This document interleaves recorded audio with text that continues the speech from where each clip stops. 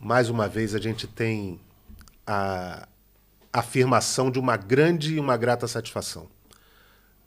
Hoje a conversa é com um ícone do desenvolvimento empreendedor da nossa região, uma pessoa fundamental nesse processo, uma pessoa atualizada, uma pessoa antenada, globalizada, mas antes disso tudo, um homem de bem, uma pessoa que desenvolve atividades que, como meu pai dizia, o homem que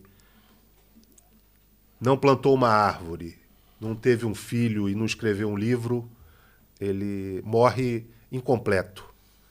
E esse meu querido amigo, que eu acho que é, para mim, pessoalmente, a maior definição disso, fez isso tudo.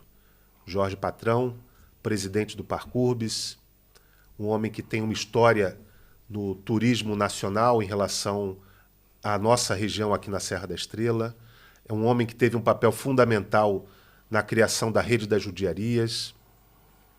Um homem que tem história e que tem futuro e que traz com que essa visão de futuro seja a visão do empreendedorismo do centro de Portugal. Meu amigo Jorge Patrão. Muito bom dia.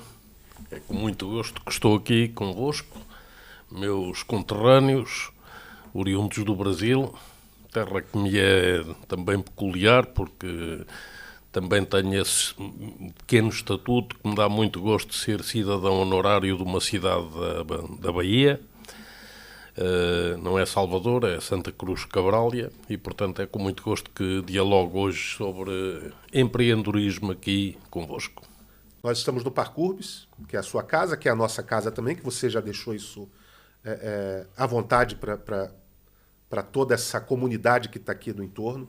Estamos aqui na Covilhão Web TV, na Bemax, junto com o Roberto.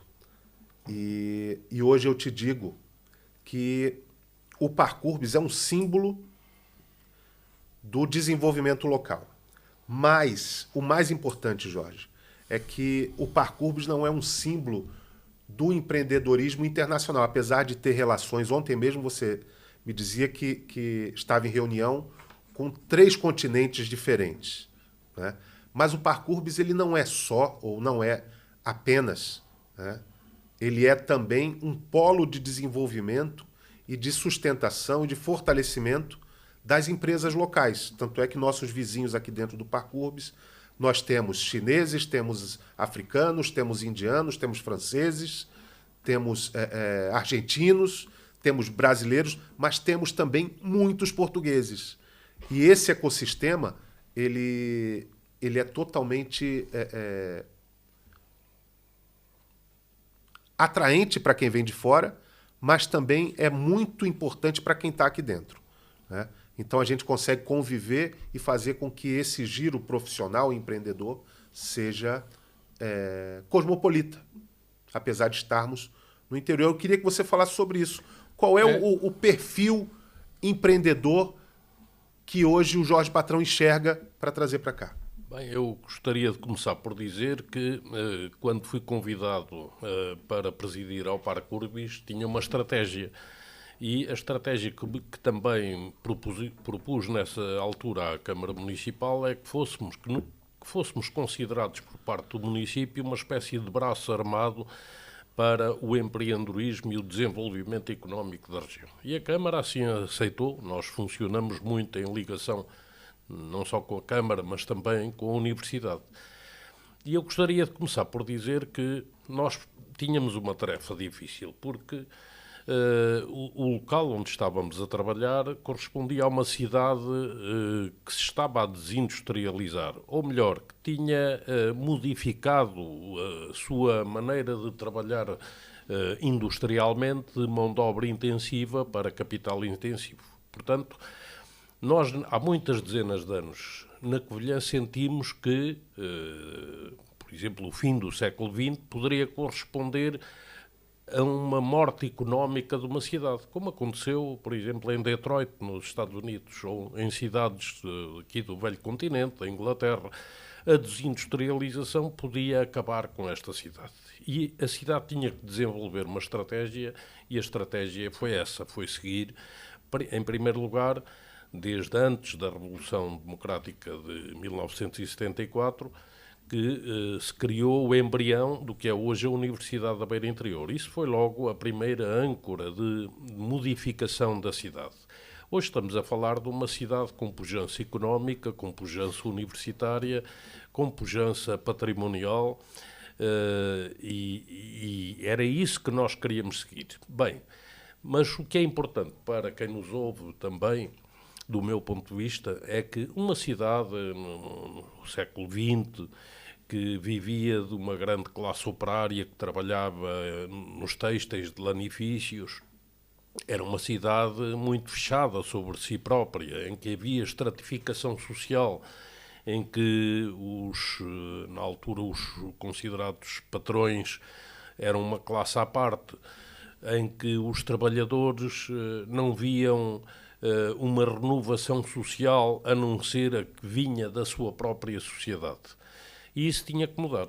E, portanto, foi essa a proposta que fizemos de trabalho à Câmara Municipal. Hoje, que estamos a falar já no século XXI, a realidade é completamente diferente. E porquê? O que é que temos hoje, do meu ponto de vista? Mantemos essa indústria altamente automatizada, não com tantos recursos humanos como havia em meados do século XX, mas continua a incorporar algumas das melhores empresas têxteis de lanifícios da Europa. Mas, por outro lado, conseguimos rejuvenescer essa situação, com o crescimento de vários clusters que vocês têm acompanhado, e quem nos ouve na cidade também vai vendo esses anúncios, não só do ponto de vista industrial, mas do ponto de vista de outras situações, como a da saúde, que se percebe que... Isso é um ponto importante, Jorge, porque a gente tem aqui, vindo pelas suas mãos, ou pelo menos por algum tipo de intermediação sua, nós temos aqui investimentos em tecnologia, nós temos investimento na área médica, nós temos investimento na área do turismo, da hotelaria, nós temos investimentos na área do retail. Enfim, você conseguiu fazer com que o Parkurbis, apesar de ser um parque de ciência, de tecnologia, você conseguiu fazer com que outros mercados e outros segmentos enxergassem o potencial empreendedor da nossa região. Podemos assumir que sim, porque a realidade mostra-nos isso.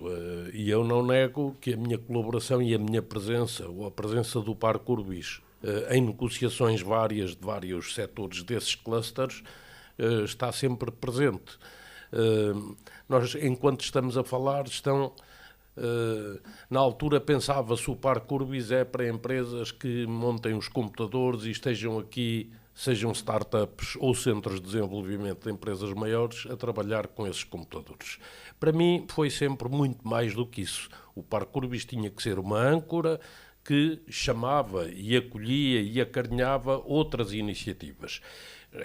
Refiro, por exemplo, o caso do atendimento de um contact center que temos aqui no nosso edifício e que só faz atendimento em francês para clientes da SFR, que é uma empresa de comunicações de França.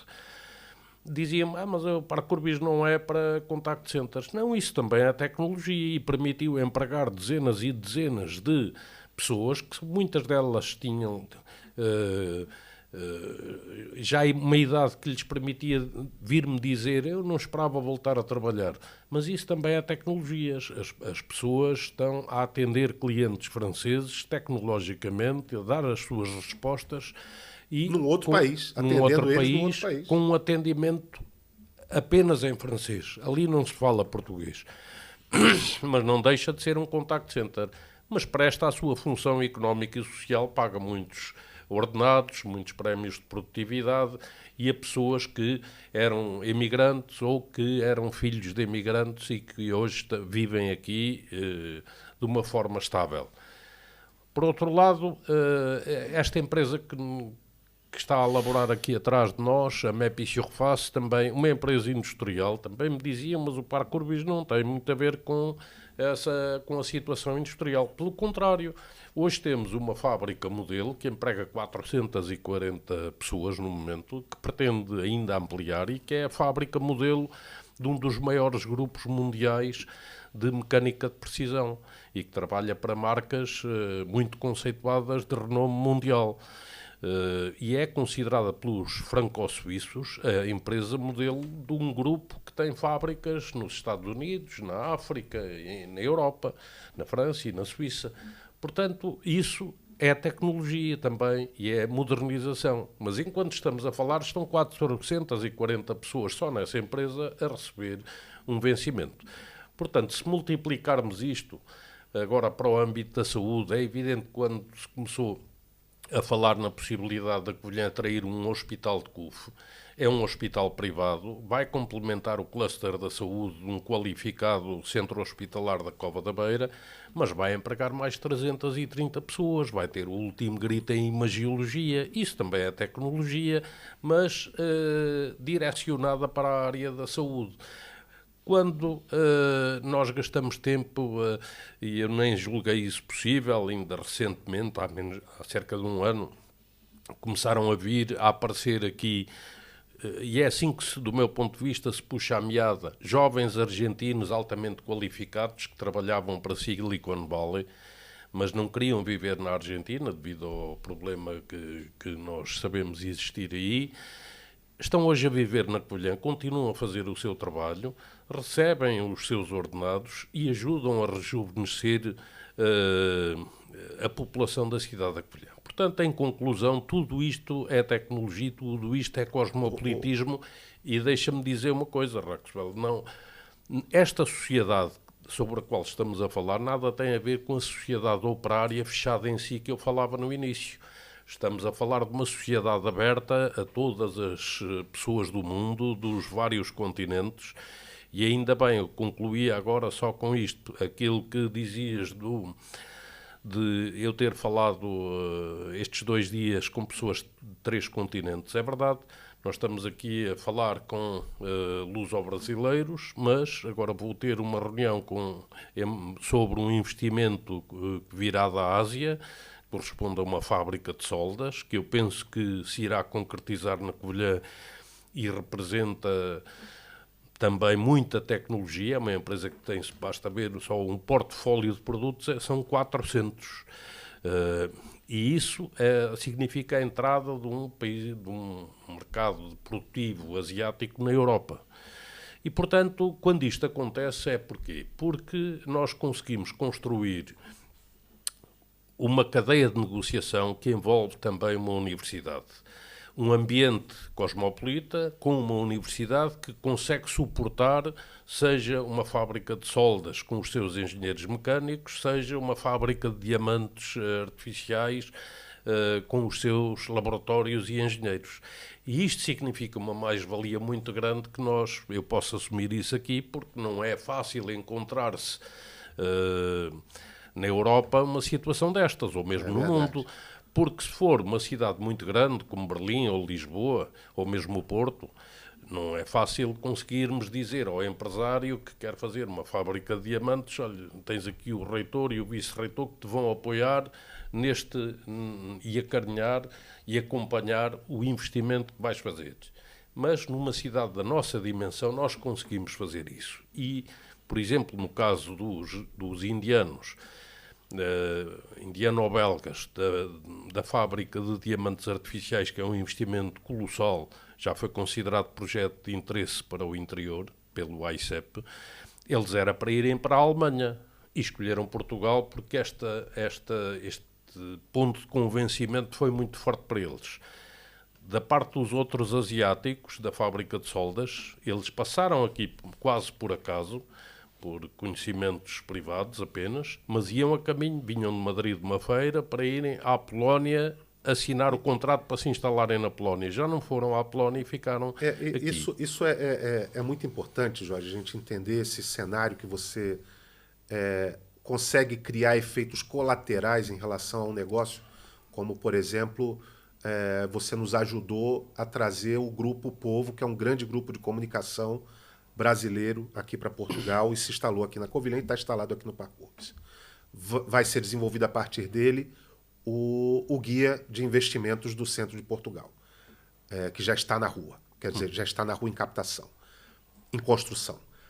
Mas esses negócios, eles sempre têm um efeito colateral, que é, muitas vezes, as tecnologias ligadas a ele. O Grupo Povo vindo já é interesse da formação e da criação de um parque gráfico local. O hospital vindo, existem empresas, inclusive, que já estamos em contato com elas, que vêm assessorar outras tecnologias ligadas à medicina e aos hospitais. Laboratórios, desenvolvimento de imagem, tratamento de imagem, enfim. Nós temos a hotelaria. Junto da hotelaria existem tecnologias ligadas a elas que circundam o hotel e não fazem parte do hotel diretamente, mas que fornecem tecnologia de lavanderia, tecnologia de próprio uso tecnológico de equipamentos dentro dos hotéis. Nós temos isso de uma forma, como eu falei, acessória ao negócio em si. Então, na hora que o Jorge, ele muitas vezes visualiza um empreendimento desse, ele é muito mais do que só o prédio que está sendo construído e só o negócio em si. Ele traz... Eu tento ver de uma forma integrada e complementar a conjugação desses clusters. Para nós, estávamos a falar da saúde, mas podemos falar do turismo, onde também estamos a acompanhar a implementação de grandes novos hotéis na Covilhã. Covilhã, que já é, com Évora, um dos 2 maiores centros de dormidas turísticas de Portugal. Portanto, apesar de, como dizias, estarmos no interior do país, nós conseguimos criar um clima que é diferenciador. Aliás, tudo o que estamos a falar teve uma repercussão muito forte no centro da cidade, porque é raro encontrarmos uma cidade com tantos edifícios abandonados que resultaram de séculos de uma indústria têxtil. E hoje vemos quase todos os maiores que estão em recuperação, tirando apenas um nicho, um central numa determinada zona da cidade, os outros foram quase todos reabilitados. Ora, eu assumo aqui que sou natural desta terra e pensei durante toda a minha juventude em que via fechar esses edifícios que iam ficando abandonados, que nunca mais os iria ver reabilitados.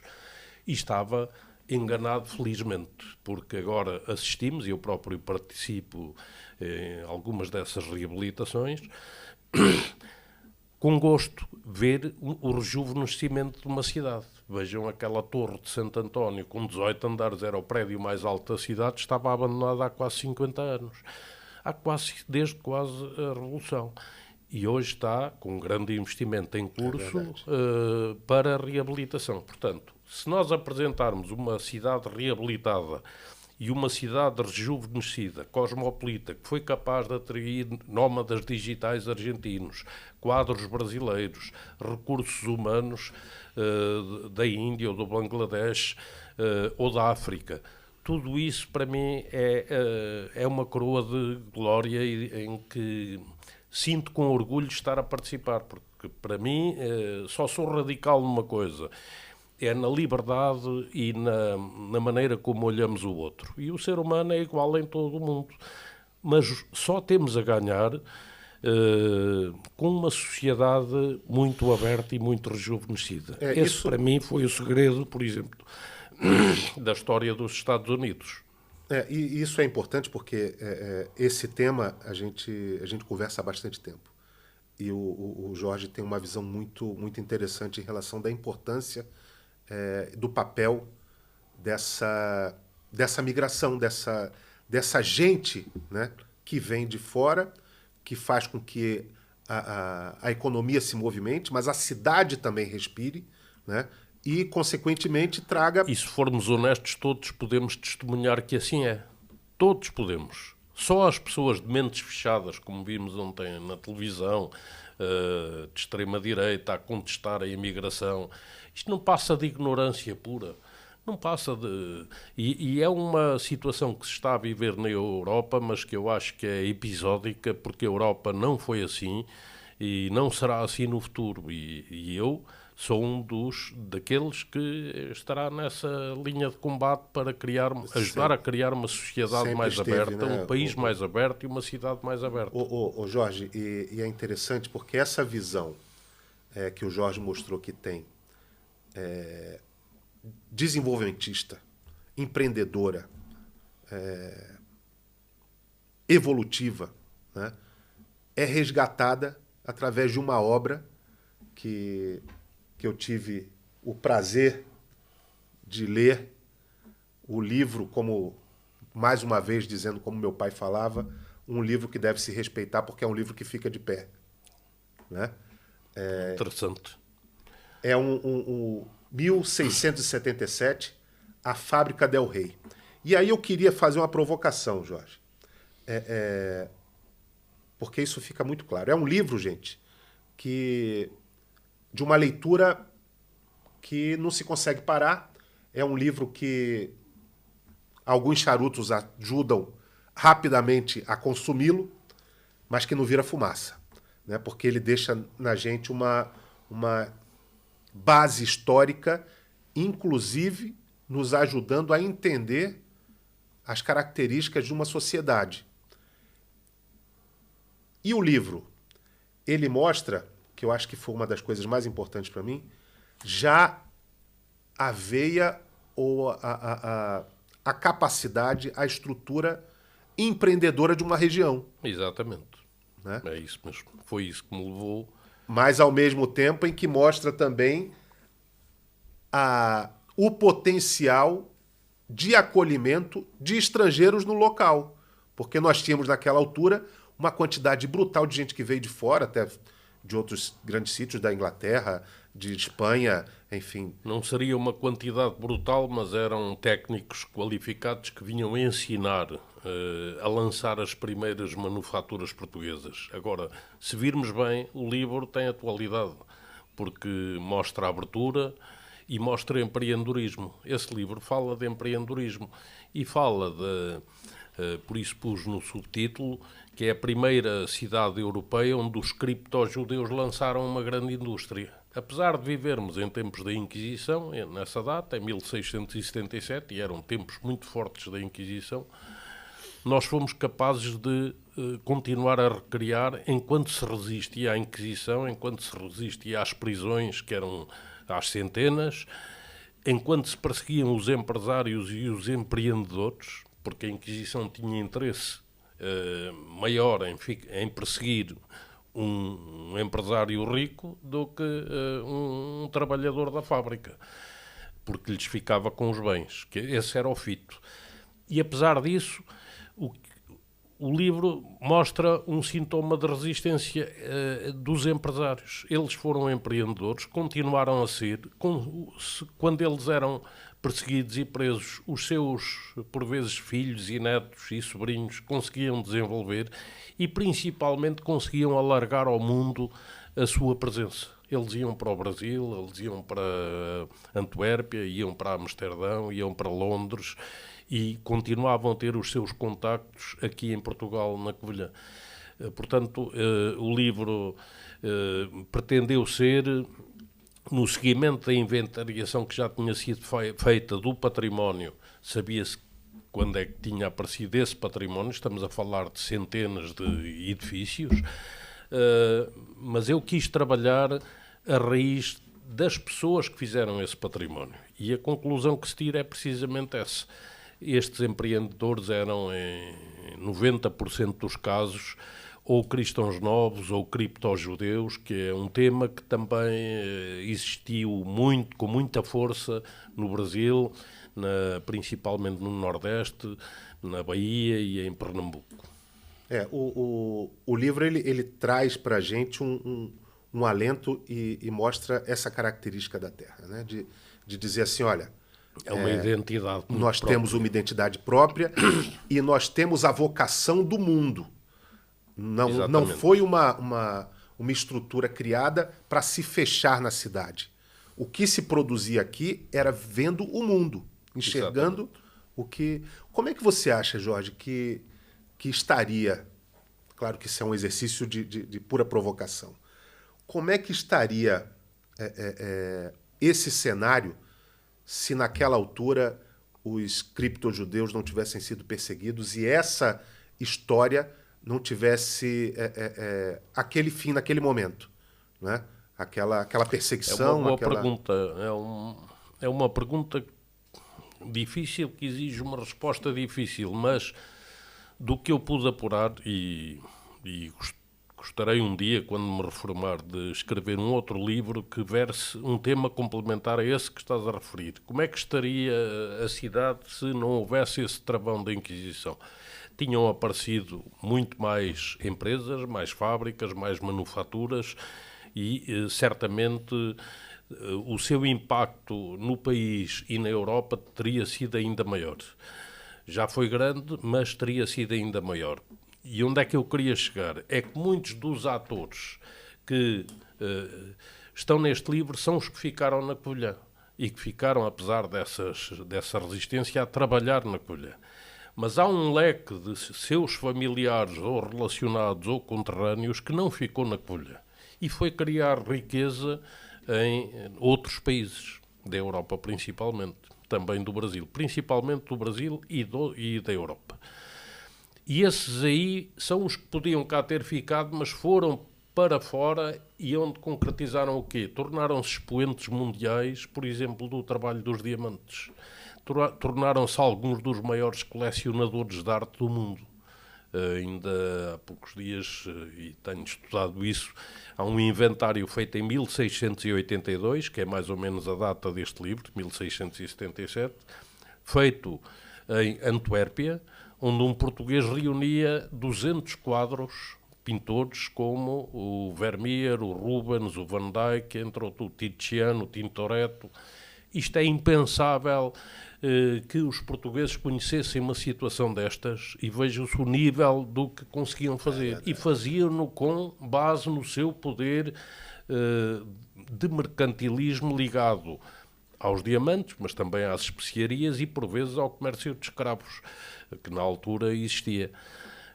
Essas personalidades são aquelas que o país expulsou ou que fez com que saíssem de Portugal e foram criar raízes lá fora. Eu não me esqueço mais que um dia veio um primeiro-ministro holandês a Portugal, falou no Parlamento português e agradeceu a Portugal ter expulso esses judeus, porque lhe foram muito úteis no crescimento e na chegada da Idade de Ouro holandesa, que, como se sabe, teve um peso enorme no mundo. Você sabe que o Brasil, você é um grande conhecedor disso, e brasileiro, oficialmente, né, viveu uma coisa parecida em Pernambuco, quando houve aquela situação toda com os holandeses, e os judeus eles saíram de Recife e fundaram nada mais, nada menos que Manhattan, né?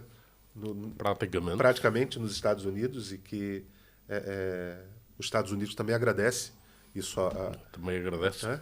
E eram os judeus que tinham ido, eles chegaram a Pernambuco, ocupada pelos holandeses, vindos de Amsterdão, mas tinham chegado a Amsterdão expulsos de Portugal. Sim. Portanto, foi um percurso que é mítico na história e que depois o próprio governador, na altura de Manhattan, que era o Stuyvesant, era anti-judeu, mas foi contrariado que os acolheu. Mas eles tiveram um papel decisivo também no lançamento da que é hoje a grande cidade de Nova Iorque. É verdade. Jorge, o livro ele foi prefaciado pela jornalista Isabel Stewart. Sim. E ela fala uma coisa interessante, que diz que ela nunca mais, após a leitura do livro, ela vai ver um tecido da mesma forma, né? E eu vou além. Eu vou aproveitar essa deixa da jornalista e vou dizer que eu, depois do livro, após a leitura do livro, eu não consigo mais enxergar a veia empreendedor da região, não só da Covilhã, mas de toda a região, de outra forma, né? Porque isso me abriu os olhos para a alma do empreendedorismo local. E nesse caminho eu queria que o Jorge falasse com as pessoas que, não só no Brasil, mas aqui em Portugal, em outros sítios de Portugal, que a gente tem trabalhado muito isso, de trazer empresas que possam se instalar aqui e aí eu vou dar um exemplo tem acontecido numa negociação, uma empresa por acaso, de um brasileiro, uma fábrica de bicicletas. E desde o início ele queria trazer a fábrica de bicicletas para Portugal e queria se instalar onde ele vai morar, que é na região de Cascais. E nossa conversa com ele é exatamente para mostrar para ele que necessariamente esse negócio não precisa estar aonde ele vai morar. Porque ele vai ter acesso no interior de Portugal a terrenos com aquisição mais fáceis, maiores apoios tanto governamentais quanto locais, maiores acessos aos fundos europeus, aos fundos de incentivo, e uma mão de obra qualificada, porque nós temos aqui não só a UB, mas os politécnicos que dão todo esse suporte. Também a mão de obra, os colaboradores, vou dizer menos qualificados, mas das funções mais básicas, com um investimento talvez de 1/3 do que ele teria nos grandes centros de Lisboa, por exemplo. Então, eu queria que você falasse com essas pessoas, os portugueses, os brasileiros, os chineses, os indianos, os americanos que estão vindo para cá, o porquê que eles podem ter o centro de Portugal como ponto de acolhimento para isso. Eu já falei um pouco sobre essa questão.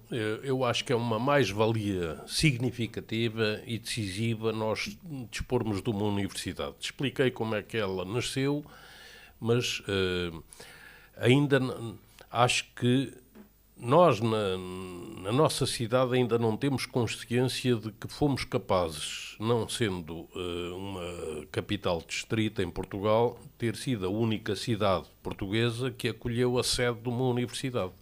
Porque desenhámos uma estratégia. Foi um grupo que trabalhava no regadio da Cova da Beira, que lançou um sistema de trabalho que incluía a criação de um instituto politécnico ligado aos têxteis, à contabilidade, foi assim que nasceu. Depois, em 79, passou a Instituto Universitário e foi aí que se percebeu que a Covilhã tinha uma estratégia que era, afinal, eles não querem um instituto têxtil, eles criaram o embrião de uma universidade e concretizaram. Aliás, a Isabel Stilwell também refere isso no parágrafo do livro, que até uma universidade foram capazes de criar. E não há outro caso em Portugal de uma cidade que, não sendo capital distrito, tenha a sede de uma universidade, sem ser esta. Portanto, é para mim um gosto poder acolher iniciativas empreendedoras. Ontem eu referia que estava a falar com alguém que está ligado à África. É um quadro português que trabalhou muitos anos em Moçambique e que quer lançar o Talent Dynamics África, que exige a criação de uma tecnologia ligada à inteligência artificial, mas para ajudar os jovens, que são muitos nesses países, a acederem ao mercado de trabalho, que é a grande dificuldade desses países. E se isso for feito a partir aqui da Covilhã, é uma tecnologia profundamente inovadora. Hoje, na Coreia do Sul, já se trabalha muito assim, mas na Europa não, e em África também não.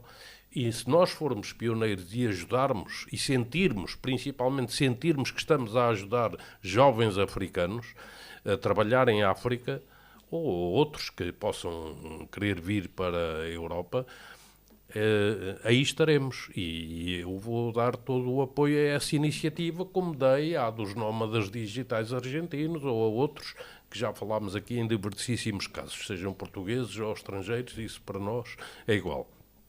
O que queremos é continuar este caminho estratégico de tornar a cidade mais diversificada, com uma economia e uma cultura cada vez mais diversificadas, porque é isso que estes visitantes que vêm dos vários continentes, quando nos visitam atualmente, notam. Está em grande desenvolvimento a Covilhã, tem uma significativa rede populacional diversificada e isso cria um bom ambiente. E reparemos que não nos venham falar em criminalidades, porque não aumentou nenhum tipo de criminalidade nesta cidade. Nós temos que ter uma linha de desenvolvimento estratégico, como todas as cidades deviam ter, mas mantendo sempre em linha de conta que esta cidade tem que fazer jus ao seu passado, ou seja, continuar a exportar muito mais do que aquilo que importa, que é para se apresentar em Portugal com essa realidade. Hoje são cerca de 230% mais a riqueza que é exportada em bens transacionáveis ou serviços transacionáveis do que aquilo que é importado. E se nós virmos que todos os concelhos do país ou os países do mundo teriam essa estratégia e a seguiam, nós tínhamos uma situação diferente. Ô Jorge, para o Jorge patrão, de uma forma geral, seja nos negócios, seja na vida, seja no dia a dia, o que faz a diferença, Jorge? O que faz a diferença é ter uma mente aberta à inovação e à sociedade. Isso é o que faz a diferença. E se nós, com base nesse princípio, soubermos juntar os atores, que também faz a diferença, e quando o diálogo entre os atores, o município, a universidade, nós e outros, a associação empresarial, quando sentimos que estamos no mesmo barco, sentimos-nos mais fortes. Nós, quando visitámos o empresário dos diamantes na Bélgica, eu senti-me muito mais forte do que se tivesse ido sozinho, porque levava o vice-reitor, levava o presidente da Câmara. E isto, para um empresário, é muito importante, porque eles dizem-no, afirmam-no. E, portanto, se conseguirmos, isto significa esforço para nós, mas se conseguirmos manter essa estratégia, eu acho que é o único caminho possível. É melhor do que como antigamente, andarem todos a dizer mal uns dos outros, ou virarem as costas, ou o município estar de portas fechadas à universidade e o diálogo ser pouco. Isso não é positivo. Perdem todos, né, Jorge? Perdem todos. Jorge, queria te agradecer. Queria dizer que para mim é realmente um orgulho conviver consigo, dizer para você que a nossa região ela é mais rica e mais próspera porque a gente encontra pessoas como você aqui. E queria que você se despedisse deixando uma mensagem para as pessoas que pensam em empreender e que buscam alguma resposta para isso. A mensagem que poderia deixar é o desejo de que, seja em que parte do mundo estivermos, mantenhamos uma tolerância em relação aos outros grande e uma abertura de espírito e de mentalidade àqueles que acolhemos. E eu acho que isso só nos enriquece a todos e não perdemos tempo com coisas que são profundamente ridículas, como a xenofobia ou o racismo. Aí só os idiotas é que, do meu ponto de vista, perdem tempo com essas matérias. Nós temos que nos preocupar com o crescimento económico e cultural de uma cidade. E temos que nos preocupar principalmente com, se estamos em lugares públicos, tentarmos ajudar o próximo e sentirmos-nos muito mais realizados quando o fazemos. Muito bom. Pessoal, mais uma vez, uma leitura que vale a pena, porque tem história e tem futuro. Tem passado e tem futuro. Jorge, muito obrigado mais uma vez. Muito obrigado a todos.